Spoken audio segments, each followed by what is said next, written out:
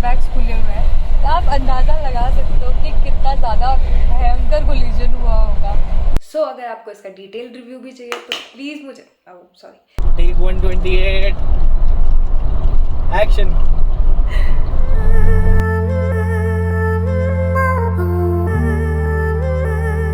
Good morning guys, welcome back to my channel. तो आज है Mahashivratri, so happy Mahashivratri to you all. मैं नहा के आ चुकी हूँ। अब फटाफट से पानी गर्म करते हैं, अपना एप्पल साइडर पीते हैं एंड उसके बाद पूजा करते हैं। पीने के लिए कर रही हूँ पानी गर्म, क्योंकि सबसे पहले दिन की शुरुआत ऐसी होनी चाहिए।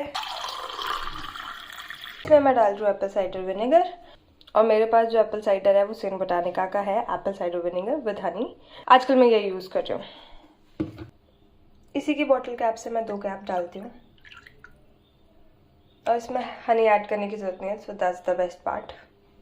करती हूँ मैं इसको फिनिश एंड पूजा करने चलते हैं। ये है हमारी शिव जी की मूर्ति, यहाँ है पार्वती जी, ये प्यारा सा शिवलिंग। हम लोग लाए हैं बेल, धतूरा, बेलफल, बेलपत्री, भांग और ये सारे फूल, क्योंकि ये सब शिव जी को बहुत पसंद है। कितना सुंदर लग रहा है ये। अब करते हैं आरती।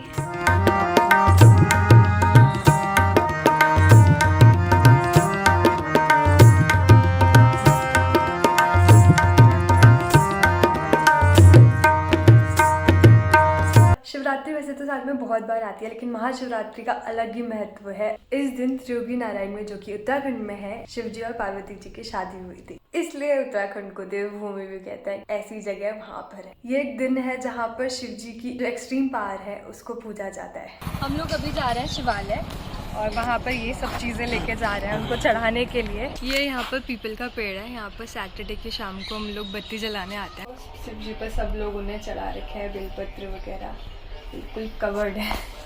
इस पे दूध, दही, हनी, घी ये सब कुछ डाल रखा है ताकि अभिषेक हो पाए, और थोड़ी सी चीनी भी।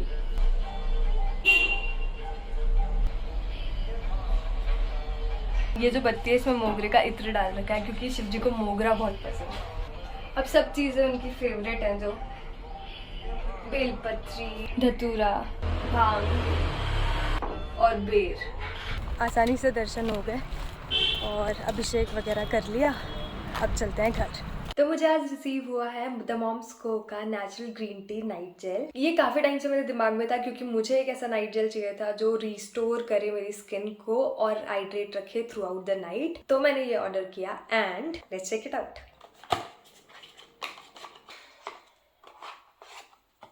पैकेजिंग देखो कितनी प्यारी है, खुल के देखते हैं। इसकी फ्रेग्रेंस बहुत ही ज़्यादा अच्छी है। आप इसकी कंसिस्टेंसी देख सकते हो, काफ़ी अच्छी है। यूज़ करके देखते हैं।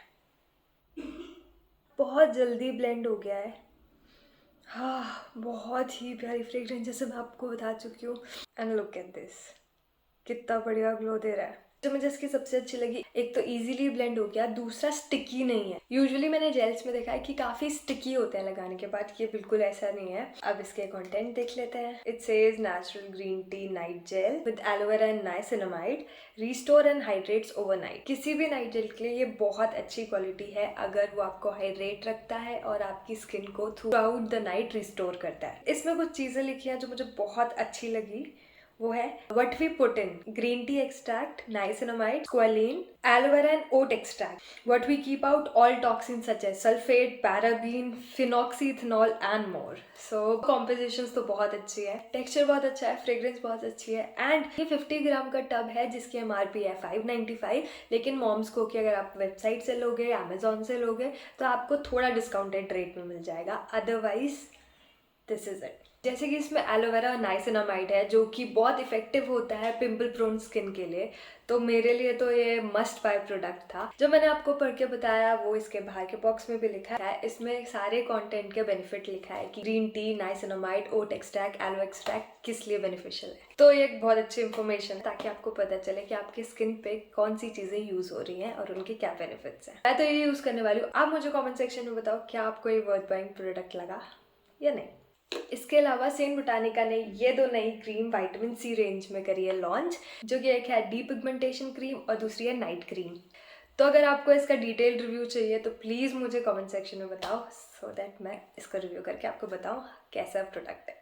बाकी कल सुबह मैं जा रही हूँ घर, तो मुझे बहुत सारी पैकिंग करनी है। मिलते हैं आपको जर्नी में। तो हम निकल चुके हैं घर के लिए। अभी घर के लिए नहीं निकले, अभी हम जाना है हरिद्वार, इसकी बहन के पास। देव संस्कृति विश्वविद्यालय में वो पढ़ती हैं। आज उसका संडे का थोड़ा सा फ्री टाइम होगा, तो उससे मिलने जा रहे हैं। उसके लिए थोड़ा सा सामान लेके जा रही है ये, तो पहले उससे मिलेंगे, उसके बाद घर निकलेंगे। हाँ, तो अभी नेक्स्ट स्टॉप होने वाला है हमारा हरिद्वार। Let's go.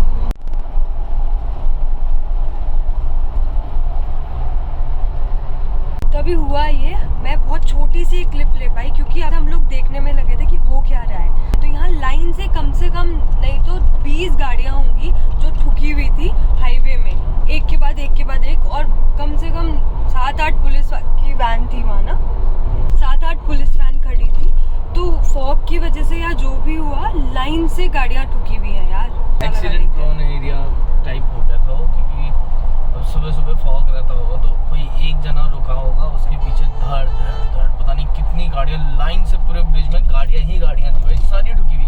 क्रेन्स वगैरह आ रखी थी इतनी सारी, इसका हिसाब नहीं है। रास्ते में हमें 2-3 क्रेन्स दिख गई जो गाड़ी को टो करके जा रही थी, इतनी बुरी हालत हुई है उन गाड़ियों की। बाकी मैं तो ये देख रही थी, मैं तो उसमें था क्योंकि इस साइड भी कुछ गाड़ियाँ ठुकी हुई थी, तो थोड़ा संभल के चलना पड़ता है। जब आपको दिख रहा हो कि यार यहाँ एक्सीडेंट्स हो रहे हैं, तो मैं थोड़ा संभल के चल रहा था। हर किसी को ऐसे संभल के चलना चाहिए इस टाइम पे। अगर आप खुद से ड्राइव करो तो कैमरा निकाल के आप रिकॉर्ड मत करने लग जाना। आप पहले अपना सुरक्षित वहाँ से निकलो और फिर जो भी करना है करो। सारे ब्लॉगर्स के लिए एक संदेश है मेरा। और एक जगह बैरियर भी टूटा हुआ था, तो मतलब हो सकता है प्रोबेबिलिटी कि एक गाड़ी नीचे गिरी हो।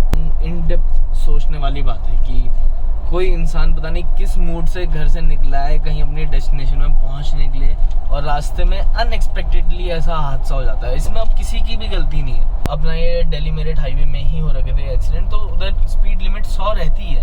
अब इंसान रो के 70 तो चलाएगा ही चलाएगा, और 70 में भी एक्सीडेंट अगर आप किसी से कोलाइड कर रहे हो, किसी से आपका कोलिजन हो रहा है, तो वो बहुत तगड़ा होता है। अब ऐसे में किसी को ब्लेम नहीं करा जा सकता, बट एक बहुत ही दुख वाली बात है। तो मैं तो यही प्रेफर करूँगा और हर किसी को यही बोलूँगा, भाई आजकल इस मौसम में आप लेट ही निकलो घर से, थोड़ा लेट निकलो चलेगा, लेकिन ऐसे एक्सीडेंट से बचो। 150 अराउंड हम लोग हरिद्वार पहुँचेंगे। वहाँ पे खुशी को सामान देना है, थोड़ा सा उसका कैंपस देख लेंगे, एंड देन उसके बाद घर। तो पूरा दिन आज लगेगा ही यही ट्रैवलिंग में। पूरा दिन नहीं लगेगा भाई, 4 बजे तक मैं अपने घर में हूँगा। We'll see। चलो देखो यार, ये ना उन्हीं में से एक गाड़ी होगी जहाँ तक लगता है, जिसके दोनों एयरबैग्स खुले हुए हैं। तो आप अंदाजा लगा सकते हो कि कितना ज़्यादा भयंकर कोलिजन हुआ होगा, आगे से डैमेज कितनी ज़्यादा हो रही है। ऐसे ही थी वो लाइन से गाड़ियाँ, इसी हद तक डैमेज हुई।